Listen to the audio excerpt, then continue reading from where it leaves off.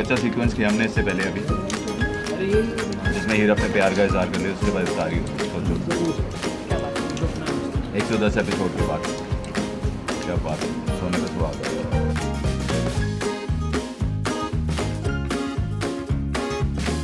सो हम लोग हैं एक कुड़ी पंजाब दी के सेट पर, जहां हम आपको अक्सर ऑन लोकेशंस वगैरह सब कुछ दिखाते हैं, न्यूज़ दिखाते हैं, बट आज बारी है इफ्तार पार्टी की और हमारे साथ है अविनाश। हेलो, आपके प्लेट में बहुत सारी चीज़ें दिख रही हैं।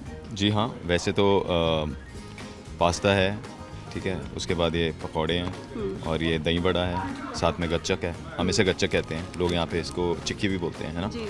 तो ये है, बहुत प्यार से लोग यहाँ पर, मुझे अच्छा लगता है अक्सर ना, सब जब इकट्ठे होकर इफ्तारी करते हैं यहाँ पे, और रमज़ान के टाइम पे सब मतलब सेट वाले, नॉर्मली आपको ये वाला माहौल ऐसे देखने को मिलता नहीं है, बिकॉज हर बंदा लंच के टाइम पे या डिनर के टाइम पे, जब भी हम शूट कर रहे होते हैं जिस मर्जी शिफ्ट में, तो अलग अलग बैठ के अपना खा रहे होते हैं अपने ग्रुप्स में, कोई 2 के कोई 3 के। इफ्तारी एक ऐसा टाइम होता है कि जिसमें सारे इकट्ठे खा रहे होते हैं जिन्होंने रोज़ा रखा होता है, और जो नॉन रोज़ा वाले भी हैं, मतलब नॉन मुस्लिम्स भी हैं, वो भी इनके साथ बैठ के इफ्तारी करते हैं, तो वो खजूर खाते हैं सेम प्रोसेस के साथ।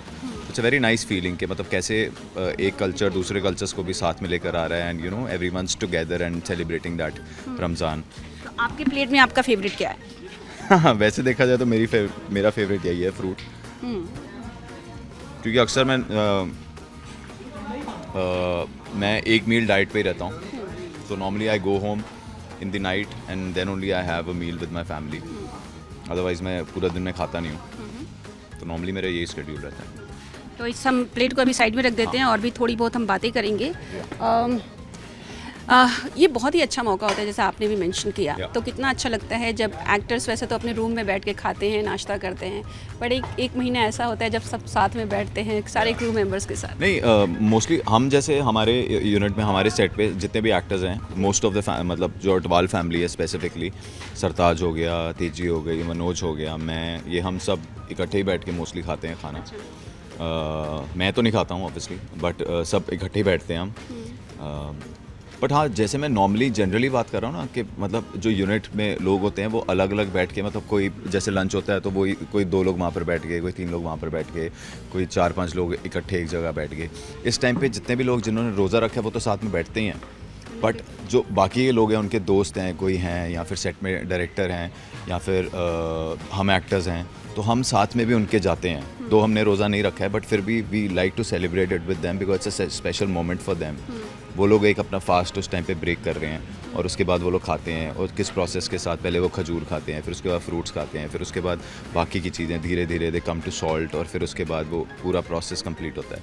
इट्स अ वेरी नाइस, मतलब अच्छा लगता है ऐसा ना उनके साथ सेलिब्रेट करके। ऐसे फेस्टिवल में अविनाश अपने डाइट का कितना ख्याल रखते हैं? आई मीन कंट्रोल हो पाता है जब सामने बहुत सारी चीज़ें रखी हो और फेवरेट्स हो? नहीं, ऑब्वियसली मैं तो I am very specific about my diet. मैंने आपको बोला ना, मैं एक ही मील खाता हूँ सिर्फ, तो मैं एक ही मील खाता हूँ अभी, बिकॉज अभी वैसे भी शाम हो चुकी है, तो इसके बाद वो टाइम आ जाएगा, तो नॉर्मली मैंने फ्रूट्स जैसे खाए, तो फ्रूट्स में खा के उसके बाद फिर मैं अब रात को अपनी एक मील ले लूँगा, एंड दैट्स अबाउट इट। या I go in the morning for my workout, तो वो करने के बाद मैं प्रोटीन शेक पीता हूँ सिर्फ, and then throughout the whole day I starve, as in like I don't eat anything, और रात को मैं एक बार खाता हूँ जब मैं घर पहुँचता हूँ वापस, क्योंकि मुझे अपनी फैमिली के साथ, अपनी वाइफ के साथ, रात की 2 की शिफ्ट हो तो बच्चे उठे नहीं होते हैं, but my wife is awake obviously, तो उनके साथ बैठ के मैं खाता हूँ। And no health issues. I mean, you are controlling your No. Fortunately, I can do 1 meal a day. मतलब very few people, very less people are there who can, you know, who adapt to it, and I'm one of them.